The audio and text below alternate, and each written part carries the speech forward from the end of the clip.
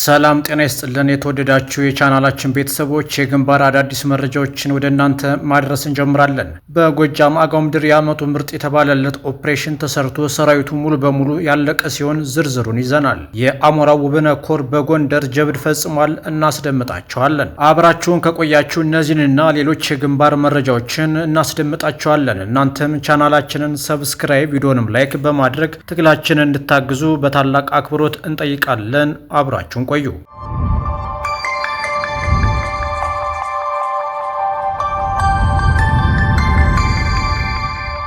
በሰበር ዜናችን ግዙፉ ክፍለ ጦር የጎጃም አገው ምድር አናብስቶቹ የዘንግና ብርጌድ እጅግ አስደማሚና የዓመቱ ምርጥ የተባለለትን ጀብድ ፈጽሟል። በሆዱ የተደለለውና በግድ ተጠርንፎ የተያዘው ሚሊሻ አድማ ብተናና መከላከያ ሰራዊት ዛሬ በትሊሊ አቅራቢያ በአማራ ፋኖ ብሔራዊ ኃይል በግዙፉ ጎጃም አገው ምድር ክፍለ ጦር ዘንግና ብርጌድ ከትሊሊ ወደ ሽንዲ መታጠፊያ ልዩ ስሙ ወንጀላ የተባለች ቦታ ላይ ከሌሊቱ 11 ሰዓት ጀምሮ በተደረገ ከበባ በቦታው የነበረው ሁሉም ባንዳ ሚሊሻ አድማ ብተናና የጁላ ሰራዊት ለወሬ ነጋሪት ሳይተርፍ እስከ ወዲያኛው ተሸኝቷል። በህይወት የተረፈውን ብትንቱን ወጥቷል ተብሏል። በአጠቃላይ ትሊሊ ላይ ሰፍሮ የነበረው ሚሊሻ አድማ ብተናና የመከላከያ ሰራዊት እንዲደመሰስና መዋቅሩ እንዲፈራረስ ታላቅ ኦፕሬሽን በስኬት ተጠናቋል። በዛሬው አስደማሚ የተጠና ኦፕሬሽን በርካታ የባንዳ ሚሊሻ አባላት ተደምስሷል። ባንዳው ሻምበል እውነቱ የተባለ የትሊሊ ከተማ አስተዳደር የጸጥታ ኃላፊን እስከ ወዲያኛው የተሸኘ ሲሆን የሚሊሻ ጠርናፊ አመራሮችን ጨምሮ እስከ ወዲያኛው ተሸኝተዋል። በአጠቃላይ የሚሊሻ አባላት ተበትነዋል ብሏል ብርጌዱ።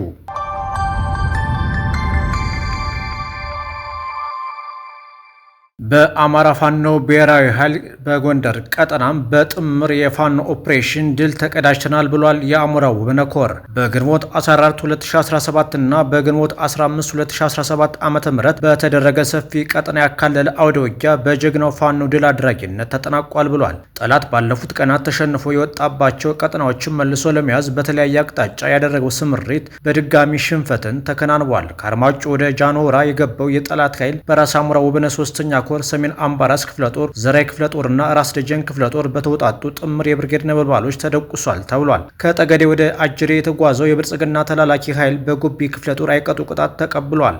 ከዳባት ወደ አጅሬ የወረደው የስርዓቱ ወንበር ጠባቂ በራስ አሞራው ውብነህ ሶስተኛ ኮር ከ6 ክፍለ ጦር ማለትም ከሰሜን ብርቅዬ ክፍለ ጦር፣ ከአያሌው ብሩ ክፍለ ጦር፣ ከራስ ደጀን ክፍለ ጦር፣ ከድብ ጠለምት ክፍለ ጦር፣ ከጭና ክፍለ ጦርና ከሰሜን አምባራስ ክፍለ ጦር በተውጣጡ ተወርዋሪ ክር በጣሽ ተኳሾች ጠላት ተቀጥቅጧል።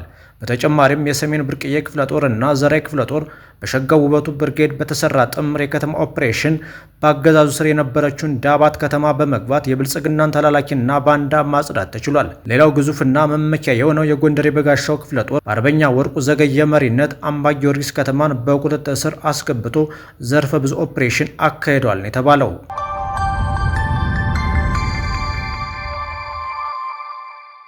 መከላከያ ፋኖን በገፍ እየተቀላቀለ ነው። አንድ ስናይፐር እና 3 ጥቁር ክላሽ ይዘው ገብተዋል። ግንቦት 16 2017 ዓ.ም ማለትም ዛሬ በጠላታችን ሰፈር ጫጫታው በርክቷል። ጭንቀትና ስጋት ቤቱን አደብዞታል። እርስ በርስ እንዳይግባቡ አድርጓቸዋል። ለምን ከተባለ የአፋብኃ ምስረታን ተከትሎ ሰራዊቱ በገፍ ፋኖን እየተቀላቀለ ስለሆነ ነው። በዛሬው ዕለት ያገዛዙ አሽከር ሆነው ሲያገለግሉ የነበሩ ሰራዊቶች ጥሪያችንን በመቀበል አፋብኃ በጎጃም ቀጠና የሐዲስ ዓለማየሁ 7ኛ ክፍለ ጦርን ተቀላቅለዋል። 2 ሚሊሻ ከነሙሉ ትጥቃቸው አብራጅት ብርጌድን ሲቀላቀሉ 2 መከላከያዎች ደግሞ ከአምበር ከተማ በመውጣት 1 ስናይፐር እና 1 ክላሽ ከነሙሉ ትጥቃቸው ይዘው ተድላጓሉ ብርጌድን ተቀላቅለዋል ብለዋል ምንጮቻችን። በተመሳሳይ በላይ ዘለቀ 8ኛ ክፍለ ጦርን 2 መከላከያ ተቀላቅለዋል። በሸበል በረንታ ወረዳ የሚገኘው የአገዛዙ ኃይል እየፈራረሰ ነው። አውላየነው የደቡብ ተወላጅና መለስ ጸጋዬ የማዕከላዊ ጎንደር ተወላጅ የሆኑት 403 ኮር 57ኛ ክፍለ ጦር 3ኛ ሬጂመንት 2 ጥቁር ክላሽ መሳሪያ ከነ ተኳሹ እያንዳንዳቸው 220 ጥይት በመያዝ የአማራ ፋኖ ብሔራዊ ኃይል ጎጃም ቀጠና 8ኛ በላይ ዘለቀ ክፍለ ጦር ሽፈራው ገርባው ብርጌድን ተቀላቅሏል። ይህ በእንዲህ እንዳለ የአማራ ፋኖ ብሔራዊ ኃይል 8ኛ በላይ ዘለቀ ክፍለ ጦር አመራሮች በእናርጅ እናውጋ ወረዳ የሚገኘው የሶማ ብርጌድ አመራሮች፣ የሻለቃ አመራሮች ከፋኖ ሰራዊት ጋር በወታደራዊ ዝግጁነት በፋይናንስ መመሪያና ደንብ የህግና ስነ ስርዓት ጉባኤ አሰራር መምሪያ ምክንያት ከሳምንት በላይ የፈጀ ውይይት ተካሂዷል። የአማራ ፋኖ ብሔራዊ ኃይል የሚያወጣቸውን መመሪያ መመሪያዎች ያለምንም የመርህ ጥሰት በአግባቡ እንዲተገበሩ የ8ኛ በላይ ዘለቀ ክፍለ ጦር አመራሮችንና የሶማ ብርጌድ አመራሮችን በተሰጣቸው የስራ ዘርፍ በመገምገም በድርጅቱ የመጡ መመሪያዎች እና ደንቦች እንዲተገበሩ ከተቋሙ አሰራር ውጭ መርህ ጥሶ የሚሰራ አመራርም ይሁን ግለሰብ በተቋሙ እንደሚጠየቅ ድርጅቱ እርምጃ እንደሚወስድ በማስረዳት የቀጣይ የስራ አቅጣጫዎችን በመስጠት ውይይቱ በሰላም ተጠናቋል ብሏል። የአማራ ፋኖ በጎጃም 8ኛ በላይ ዘለቀ ክፍለ ጦር የህዝብ ግንኙነት ኃላፊ ፋኖ ይበልጣል ጌቴ ምትኩ። ጊዜ የለንምና መካከለኝነት ይብቃ፣ ሰዎች ላይ ጣትን የመቀሰር ልምድ፣ ኃላፊነትን የመሸሽ አባዜ ይብቃ፣ በሁለት ሀሳብ አንድን ተግባር መፈጸም፣ በተመሳሳይ ሰዓት ሁለት የተለያየ ቀጠሮ መያዝ፣ በ11ኛው ሰዓት መሯሯጥ፣ ከራስ በላይ የሌሎችን ችግር መተንተን ይብቃ። ዛሬያችንን ባይመቻች የነጋችን ክብደት ቢያሳስበን እኛነታችንን ግን አይቀንሰውም፣ አቅማችንን አያጎለውም። ጠንካራውን አንተን ደጋግሞ ወደኋላ የሚያስቀር ተግባር ግን የማንነት ፈተና ነውና በጊዜ አቁመው። ያልተፈታ ችግር ይዞ መጓዝ ይብቃ። ደጋግሞ በተመሳሳይ ጉዳይ መጨቃጨቅ ይብቃ። ሁሌም ከባዱንና ትክክለኛውን መንገድ እየገፉ ቀላሉንና የተሳሳተውን መንገድ ማዘወተር ይብቃ። ማብቃት ያለበት ሊያበቃም ይገባል።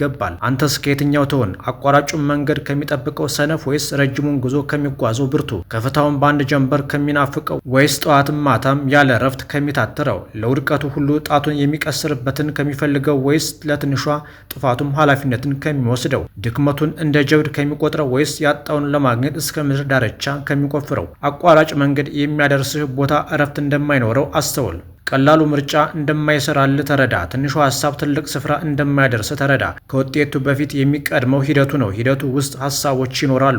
ባዶ ምኞት ሳይሆን ፍሬ ያለው እንደ ማንኛውም ሰው ምናለኝና አትበል። ትኩረታችን ሁሉ ሰዎች ላይ ሆኖ ያለንን ነገር ግን ማስተዋል ያልቻልን ብዙዎች ነን። ኩራት በተሰጠ ባገኘው ወይም በታደልከው ሳይሆን በምትሰጠው በምታጋራውና በምታካፍለው ዋና ነገር ላይ ከሆነ አንተ እየኮራ ብቻ ሳይሆን እየሰራም ጭምር ነው።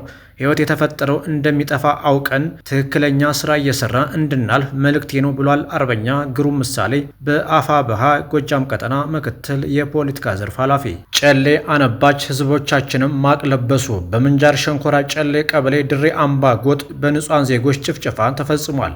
በቀን 13/09/2017 ዓ.ም በአሞራ ቤት የአገዛዙ ሰራዊት የአርጎባ ሙስሊም ማህበረሰብን በመሰብሰብ ከፋኖ ጋር ለማጣላት ቢሞክርም መሰረት የጣለው ግንኙነታችን በርካታ ሙስሊም የፋኖ አባላት ያሉበት ነበልባል ብርጌድ ጋር ሊሳካላቸው አልቻለም። አገዛዙ ፋኖችን እርስ በርስ ማባላት ሲያቅተው አሁን ደግሞ በሃይማኖት ሽፋን ታጣቂዎችን እርስ በርስ ብሎም ማህበረሰባችንን ለማባላት ሴራ ማሴር ጀምሯል። አገዛዙ ባለፈው ረቡዕ በአሞራ ቤት ወንድም የአርጎባ ሙስሊም ማህበረሰብን ሰብስቦ ፋኖ ሙስሊምን ለመጨፍጨፍ ነው ጫካ የወጣውና ራሳችሁ ተከላከሉ በማለት ህዝቡን ለማታለል ከመሞከርም በላይ ጥቂት ታጣቂዎችን ከመሃል በመመልመል ጥቃት ሲፈጽምባችሁ ህዝባችሁንና ራሳችሁን ጠብቁ፣ አጸፌታ መውሰድ ትችላላችሁ በማለት ሴራውን ያልገባቸውን የአርጎባ ሙስሊም ወንድሞቻችን ካዘጋጇቸው በኋላ ራሳቸው ያገዛዙ ሰራዊት በመልካጅሎና በጨሌ መሃል በሞተር ሲጓዝ የነበረው የእስልምና መለዮ የኢማም ጨርቅ የጠመጠመ ወንድማችንን የመልካጅሎ ሞተረኛ ቃሲም ላይ ተኩሰው በመግደል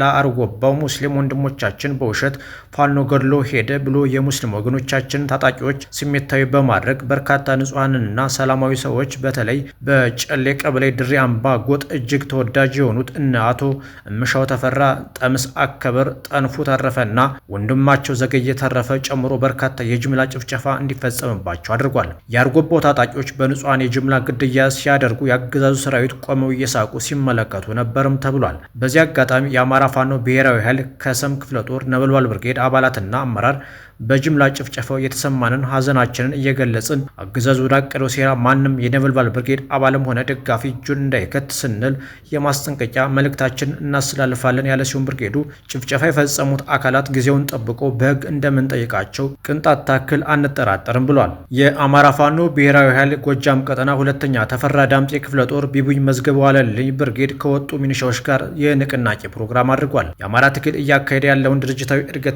ራዕይ ለማሳወቅ በብልጽግና መራሹ ጸረ አማራነት የፖለቲካ ጠለፋ ከደረሰባቸው የአማራ ሚኒሻዎች ጋር ሰፊ ግንባታ ሰርተናል ብሏል ብርጌዱ። ወደ አማራ ትግል የመጡ አማራዎች በትግላችን መሃል አድርገን የትግል ዲሲፕሊን አሳውቀን ለቀጣዩ ማንኛውም ግዳጁን አቅጣጫ እውቅና ሰጠናል። ይህ በእንዲህ እንዳለ ጉዳዩን ቀድሞ የተረዱት በብልጽግና መራሹ ሰራዊትና ወንበር አስጠባቂ ካድሬዎች ብዙ እንግልት ከውስጥ እየደረሰባቸው እንደነበር በቆይታችን ነግሮናል። በቆይታችን ላይ ሁሉም ወደ መንግስት ተቋም የገቡበትን ምክንያት አስረጅ አድርገው አስቀምጧል። አንደኛው የግል ስራ ላይ እንዳለ 3 ጊዜ በቆዩ ሚኒሻዎችና ወታደሮች አስሮታል።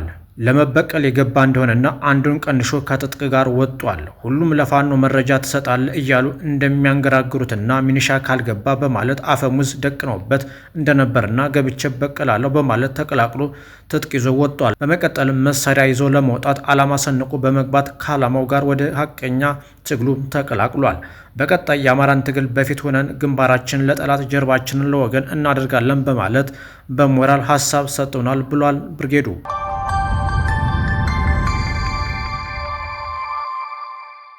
ክቡራን አድማጭ ተመልካቾቻችን ለሰዓቱ የነበረን የዜናና የመረጃ ወጃ ይህንን ይመስላል። ሰናይ ጊዜ ተመኘን።